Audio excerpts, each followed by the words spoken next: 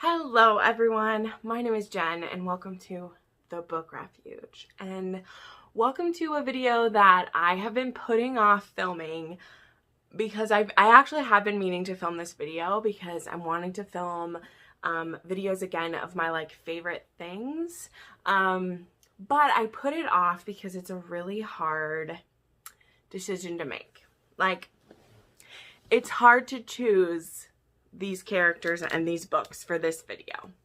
But recently I did a live show where I asked you guys to send me video recommendations for things you want to see, and my friend Crystal put in here my top 10 favorite couples, and only 10, which surprisingly, Crystal, this was easier than I thought it would be because I actually had about 8 that I was stuck on, and it was hard to expand it from there because once I broke away from those 8 couples, then I was wanting to bring in a whole bunch more. You know how it is when you're ranking stuff and then you have a bunch that all rank in the same area.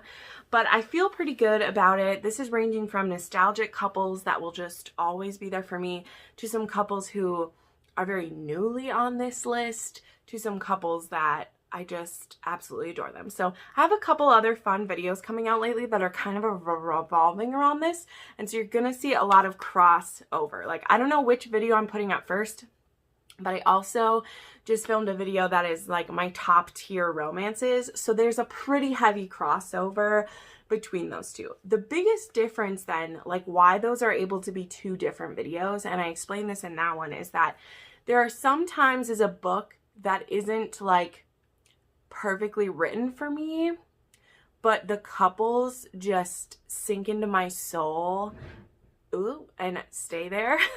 And then there are some books that I feel the romance as a whole just really speaks to me, but maybe one or the other of the members of the couple just is not perfect for me, so I'll end up loving that romance book, but I would maybe pick one of the couple as a favorite.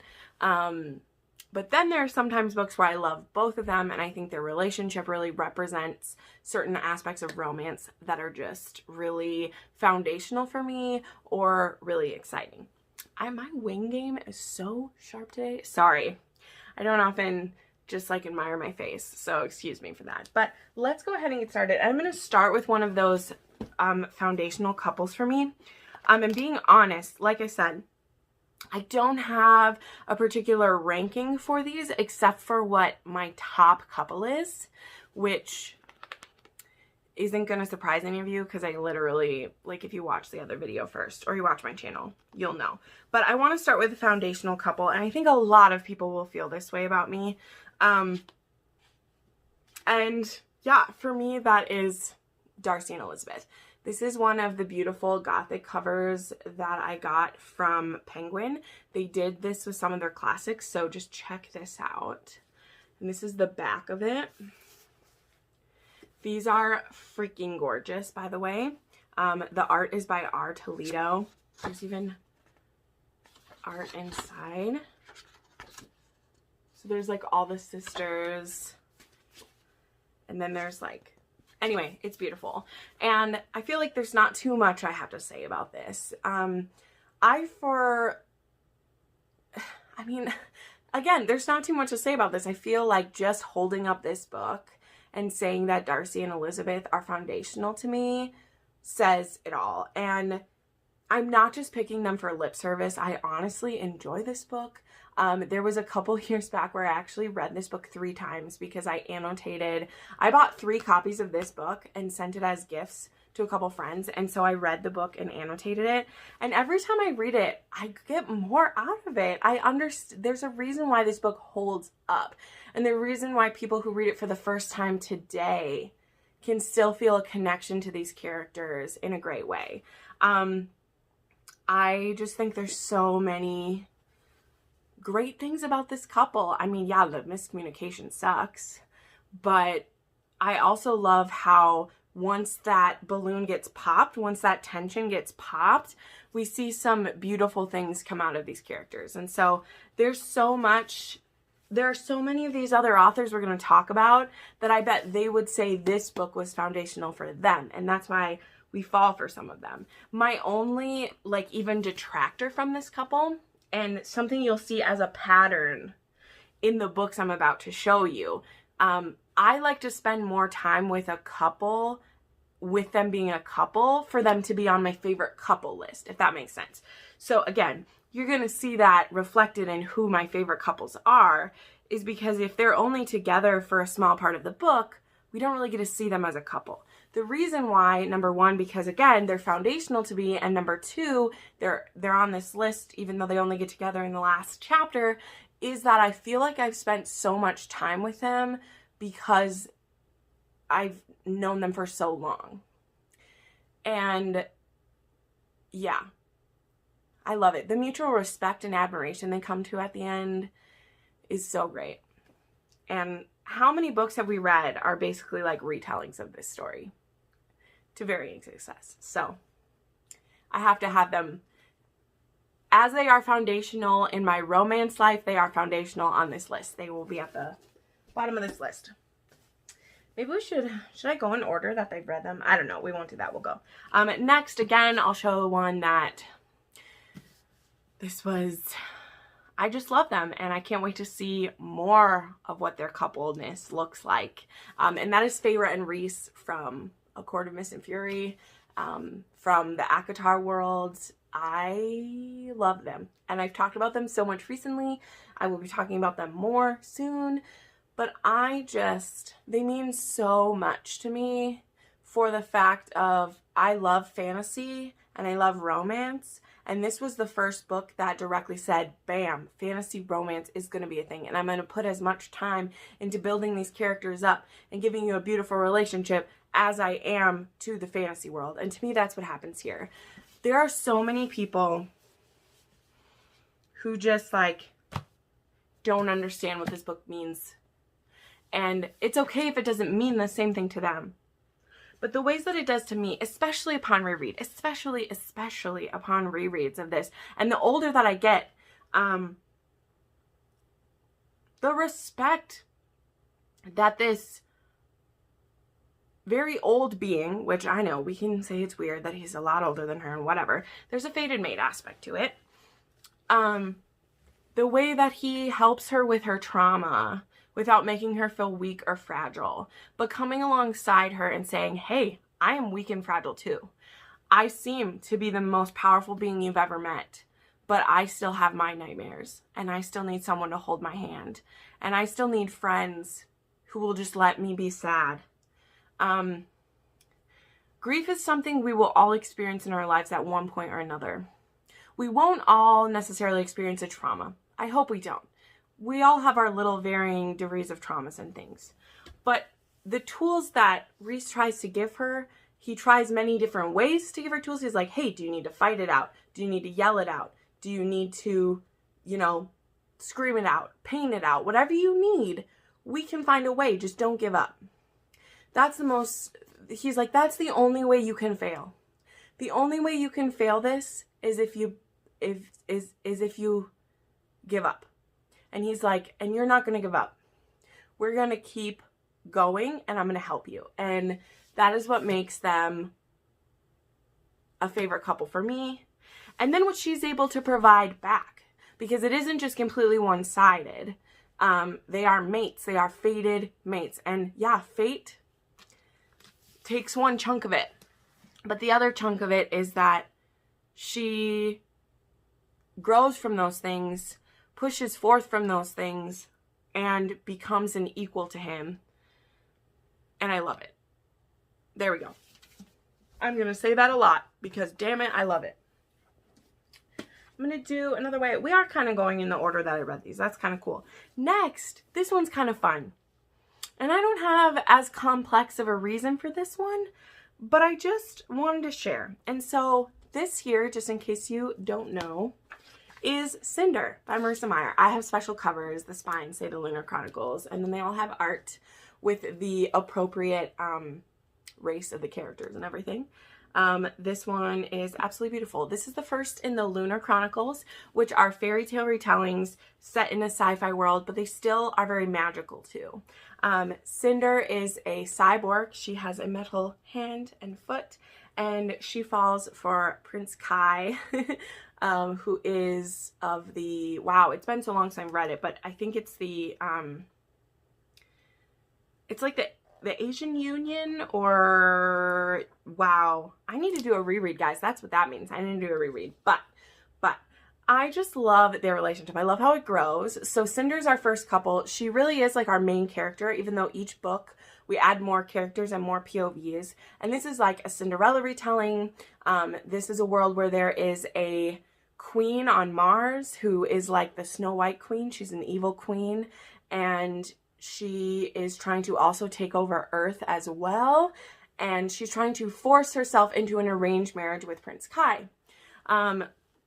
There is also this girl who is part cyborg, and there's also little robots running around that are amazing. It's just so hard to break it down. But anyway, the reasons why I love this couple is I love that they're like the foundational couple of the series. I love that Kai always tries to put his country first. There are some times during this series where he has to, what it may seem like, betray Cinder, but he's doing that by putting his country first, even though he has this like really strong connection to her. And I love that she never blames him for that. She completely understands what he's doing, and sometimes she feels like she maybe needs to step in and knock him about the head, sometimes literally, to help him see like, okay, you think you're doing good for your country, but you might actually be detrimental to the world if you make these decisions. And so she takes some things into her own hands. I love the found family aspect in this series, but it all starts with Cinder and Kai and the connection that they make. And this is a Cinderella retelling, so there's a pretty dress, and there's a ball, and there's dances, and her foot gets left behind instead of a glass slipper, and it's fantastic. I love it so much. And they just, when I was putting this list together, I was just like, I love Kai and Cinder so much. And the other couples in the series are also really fun, and I understand why people have their favorites, but I'm a Cinder Kai girl, and I just love it so much. Next, oh wait, this is a foundational couple. I totally forgot. Oh my gosh. Another couple that I have been reading for many, many years and absolutely adore is Penelope Featherington and Colin Bridgerton. I was surprised this ended up on my list, but when I was going through couples that I've loved the longest, I read this book for the first time 8 or 9 years ago. I'm so happy other people are experiencing the love of it now. It gives me no greater joy to have the world at large fall in love with this family. It makes me so happy. And so I knew that I wanted a Julia Quinn couple on this list because her books as a whole are really foundational in my romance reading life. And when I was looking at the Bridgertons, I mean, the one that just screams the loudest of all of them for me is this couple. I see so much of myself in Penelope. I'm not quiet, but I've been considered a wallflower in some aspects where, I'm really vivacious and willing to talk here, and I am really outgoing with my friends, and I'm not afraid to meet new people, but I don't share who I am or my insides, and I'm often seen as everybody's friend, which is not a bad thing, but people start to take advantage of that friend, and when they start moving forward in their lives, sometimes they forget you, and they don't even mean to. They just are adding new things to their life, and they have new priorities in their life, and that's great.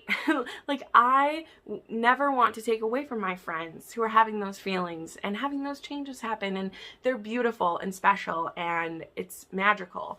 But sometimes we feel left behind if we don't have something special like that. And so there are a lot of parts of me that remind me of Penelope. I started doing Booktube without telling anyone about it, and I was really afraid to fully be myself with it. And I still worry that if people fully find out in my day-to-day life that I make romance books and that I talk so openly about sex and my feelings about that I will be judged for it.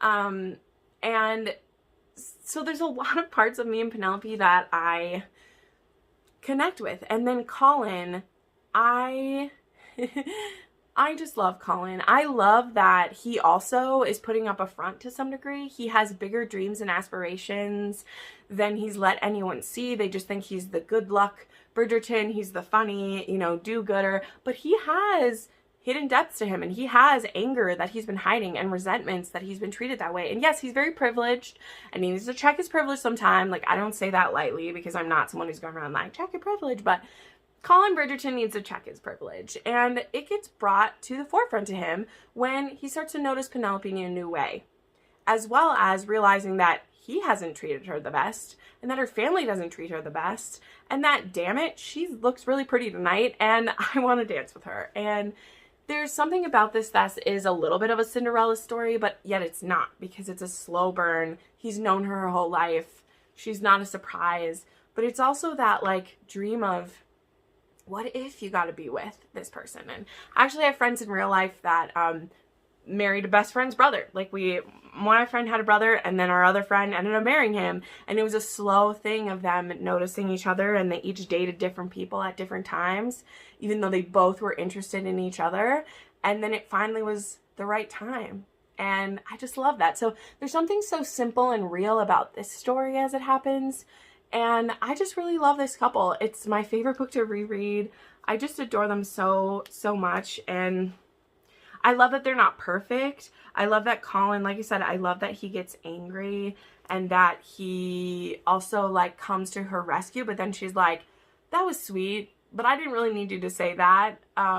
So they're imperfect and they're perfect that way. This is just such a cute couple, and I just had to have them on my list because they just bring me so much joy.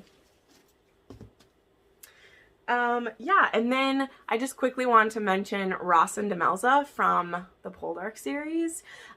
Yes, I have 3 of the copies that have Aidan Turner on the front, and while he is beautiful, the Poldark show is a real big disappointment to me because not many people will know this. Well, some of you might, because you can find on my channel, maybe I'll just put it up here, where I did a 5 reasons you should read the Poldark series, because I have read all 12 of the Poldark saga. There are 12 of them. I listened to all of them on audio. They are fucking fantastic. So I think the show, because I started the books because there was a cliffhanger at the end of the first season, and I was like, I gotta know what happens, and that started me reading all the books and realizing how well they are. So these are actually historical fiction. They have much more going on than just the love story, but in this series, and like I said, one of my, like, the parts that I want the most when I'm picking a couple like this is that I want to see their relationship grow and change and evolve. I don't just want to see, okay, we've had wedding bells ring and now we're happy and we're together. I generally like to see either, like, in the case of Kai and Cinder, they're not together even really at the end of that series, but the potential's there, and we've seen them work together the whole time. So, like, we know, because that one's a YA. So, like, we know once they're old enough, like, it's going to work out. This series, we see this couple from the ages of, literally, Demelza's 13 and Ross is 23 when they first meet. Nothing's happening yet. That's not what's going on. But they meet then, and we go through 50 years of their lives together. And there are mistakes. There is cheating that happens. There's emotional cheating that happens. There are babies that are born. There are children that die. There are kings that come and go through this time. And it was just a journey to go through. And I love how the relationship evolves. They have some rocky freaking times in the beginning. And the biggest hate that I have for the show is that they played that up and then didn't show once they became this, like, abiding couple who are still able to tease each other. They still have the hots for each other. Even when they have 3 grown children, they still have the hots for each other. And I just love seeing that so much. So I understand if from this list, like, this is the one you're, like, the least interested in trying. Like, I get it. But I just highly recommend that, especially if you're someone who loves audio. Give the audio a try. Oliver Hembrough is the narrator, and he knocks it out of the park. He does so many different voices. This is set in Cornwall, England, in the turn of the, like, 17th into the 18th, or the 18th into the 19th century. So it goes from, like, 1783 until, like, 1820. I think the series goes for that long. So we see, like, Napoleonic Wars and things like that. And so if you're one who you don't mind if there's more, like, historical fiction happening, I highly recommend this series. It's so good. But I put Ross and Demels on here because they just feel so real to me. I read 12 books with them in it, and there were times where I wanted to throat punch one of them, where I wanted to give up because it was too hard. But this author, he loves his characters. And one of the things is, like, this first book was written in 1945, and the most recent book was written in 2002. This author was writing these books for 60 years. And Demelza is based on his wife. So there's that. I just love it so much. We're getting closer to the top. All right, where should we go next? Which one did I read next? I don't know. We'll go with this. Tom and Cassandra. I know. So as I said in my top tier romances video, if you've watched that one already, I knew that I would have a Lisa Kleypas book in here because she writes some amazing couples. But my favorite romance by her doesn't have my favorite couple. Because the thing that romance is doing, which, spoiler alert for that one, like, again, The Magic is my favorite, like, romance by her. I love all her romances. But when I was picking a couple, the couple that I feel like had the best communication and the best, like, supportiveness of each other, and also, like, kind of a fun situation, is Tom and Cassandra. Here's little Tommy. Tom, there he is. This couple is kind of a friends to lovers situation. Cassandra is our youngest Ravenel. Well, she's a twin, so she's, you know, she just wants to marry and have a husband and have babies, and she wants the dream. Like, she has simple plans, and everyone else is married already. She even asked, like, her uncle if he'll, or her cousin, not her uncle, her cousin if he'll marry her. And her cousin's like, no, you don't need to marry that badly. And Tom overhears this. And he's like, she's beautiful, she's gorgeous. This is also a plus size heroine, which I know, we all hate on it. But you gotta do what you gotta do. Maybe she was having a fat day when this happened. But anyway. And Tom just decides that he wants her. But she's like, but I want love. And he's like, well, I don't know how to love. I only can have 5 emotions, which is an arbitrary feeling that he has. And so they're like, okay, well, I guess we can't be around each other. But they keep being in situations they're around each other, and Tom keeps being drawn to her, and she's drawn to him, and they just can't stop. And I love how their relationship grows. I love how once they are around each other, they just forget about everyone else. I love Tom's hero moment in this book when he just sweeps in and is like, I'm gonna fix this, and I love you, and I'll marry you. Well, he doesn't say I love you, but it's clear. I don't know. They're just... I love other heroes more than Tom, although he's pretty up there for me. And I love other heroines more than Cassandra, but together, they're my favorite couple. Like, they just are. Yeah, I don't know what else to say. This is a pretty quick one for Lisa Kleypas, but I just love how this one plays out. And when I was picking a Lisa Kleypas couple, they're the complete couple that I was like, I love them. And there's, like, pretty low angst. Like, even though they go back and forth of, like, no, we can't be together, but I'm really attracted to you, but we can't. He reads books for her, and he keeps getting the wrong meaning out of them. And he's a man of business, but he just can't stop being attracted to her. And she is just pulled to him. And I love them. They're so sweet. And they just ended up on my favorite couple list. Guys, I don't know how it happened, but I was trying to make this list, and there they were. All right, this couple I'll talk about real quick, I promise, because I went more in depth in the top tier romances, and this is another book that's in both, and that is Beth and Ian Mackenzie. Definitely make my top couples list. Like, when I was picking which historical romances would be on here, this wasn't even a question. I don't even know what else to say. Like, I love Ian. This is a hero who is neuroatypical, probably on the autism scale. We have a widowed heroine who doesn't really need to get married, but she's planning to, and Ian kind of saves her from marrying a reprobate who's just after her for her money. And Ian just, the moment that he meets her, and he doesn't have a lot of connections with people, even with his family, it's very difficult for him to connect. He immediately feels obsessed with Beth, and he just wants her so much. And the way that she begins to understand him and care for him is so beautiful. And so, yeah, I just love them. They're on this list. Here we go.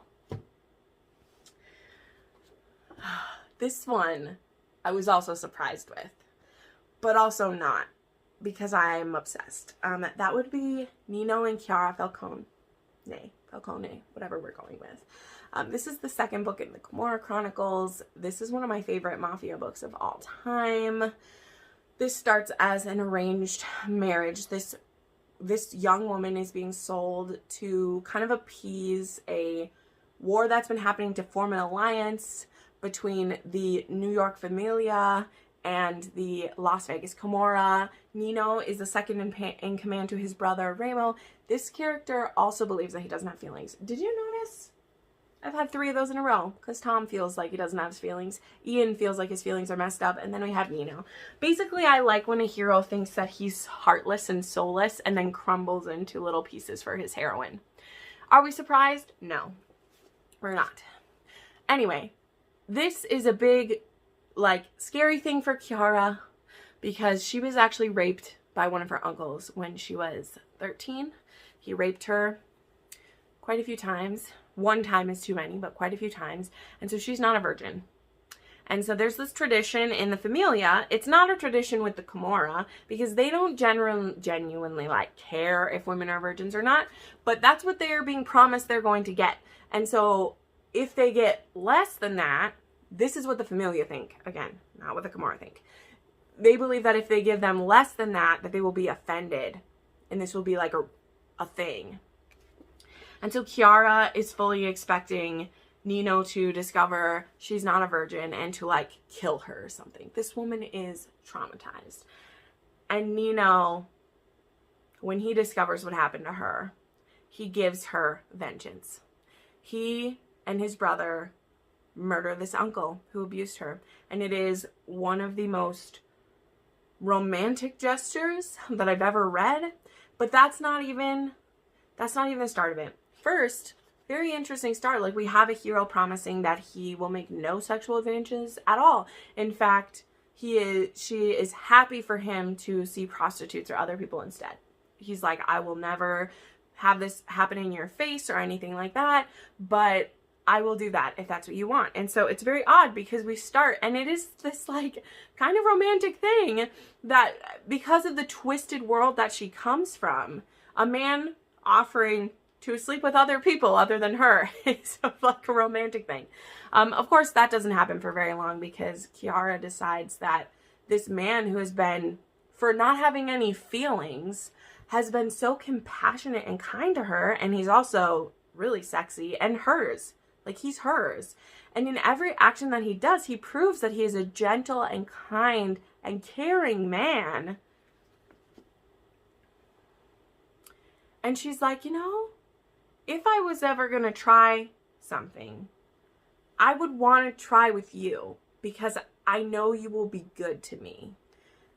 And the way that this tightly coiled man who's made for pain and death is able to be tender and sweet and coax his bride into love and practice sexual acts with her in a way that she is able to handle and cope with. They just had to be on my list, because they just come back again and again as being perfection. And I'm finding this more and more, that this kind of compassion and the way we deal with trauma, when it is set in a mafia world, which is generally brutal and cruel and horrible, to then see a man who's raised in it be compassionate and loving and perfect like this, It is everything I desire. It's fantastic. So this is on my list. All right, and now we're down to 2 couples. We're down to 2 couples. And these are my top 2 couples, okay? They're both from the same series. So we'll go 2 and then we'll go 1, and I think it won't be difficult to tell. So my second favorite couple ever is Roger and Brianna, Wakefield, Fraser, Mackenzie, whatever, from the Outlander series. So I reread these books last year and annotated the shit out of them. And I have always loved Bri. I've always loved Roger. But this time through, and I think part of it is because for a good part of this reread, I'm like the same age as Brianna this time. Whereas before I was like younger than her when I was reading these. And I really love Roger and Bri because they have this kind of relationship that's the most like realistic to me of all of the Outlander relationships, because number one, it starts in the 60s, so they are starting in modern times. And I mean, he's a professor, she's a college student. He's not her professor, but she's going to college, he's a professor, and they're like, she's really beautiful and saucy, and he's an awkward history teacher who, he's pretty hot, like he can get it, but he's this like awkward dope. And I love watching, you know, through all the different events that they go through in this series, because like any couple in Outlander, things will not go easy for you. I love how they grow and how they learn to communicate, and as they go through these things, like they got a rocky start. Like they have a sweet, cute start, and then we have serious trauma happen to both of them.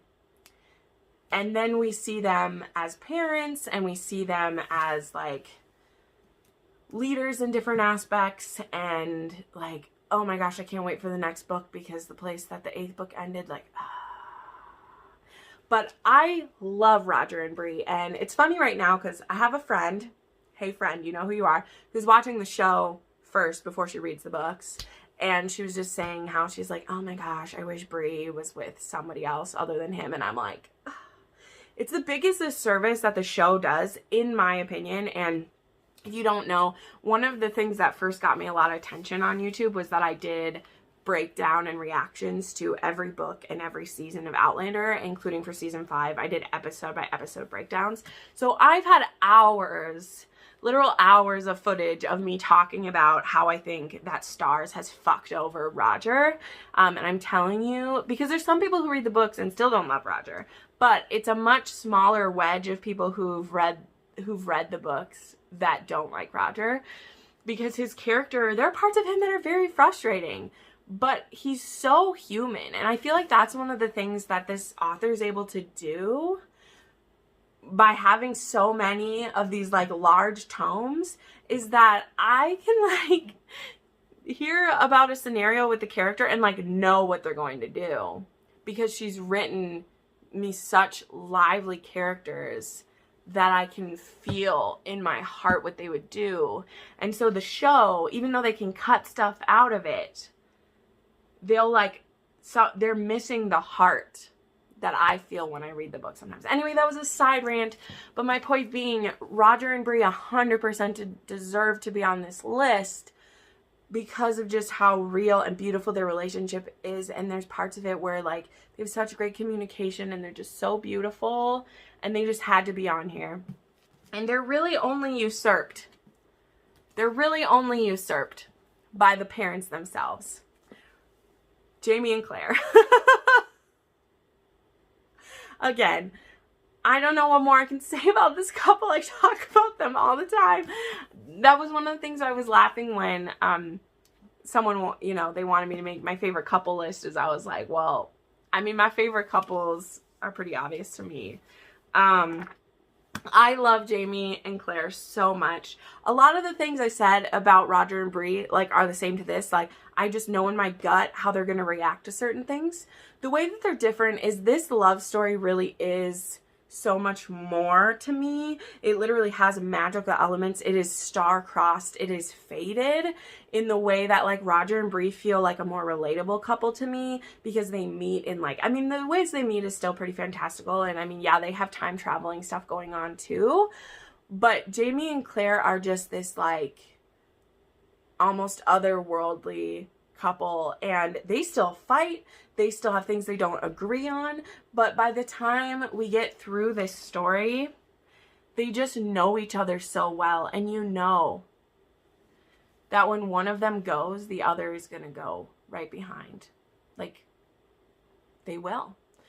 And that is so... The fact that the author has me believe that, the fact that I just feel this couple so deep, okay, there's not a day that goes by that I don't think about one of these books or a scene from the books or something that happens. Part of that is I literally have Outlander swag all over my apartment. I have a huge poster of them on my wall. So, the one in the hallway. So there's that. But I think they're so amazing. And, you know, not a ton of people bitch about Diana Gabaldon, but some people still do. And you can say what you want to say. It's fine. Like, everyone's willing to their opinion. I feel that way about some authors too. But I will forever be grateful, and I will always be a fan because of the way she's made me feel and the way I love these characters and what they do for me and in my heart. I will always, always view Jamie and Claire as my favorite literary couple, romance couple, star-crossed loves of all time is Claire and Jamie to me. So there you go. Are your favorite couples? Tell me, are some of them the same as mine? I would love to know. So thank you so much for watching this, and I look forward to seeing you in the next video. Bye!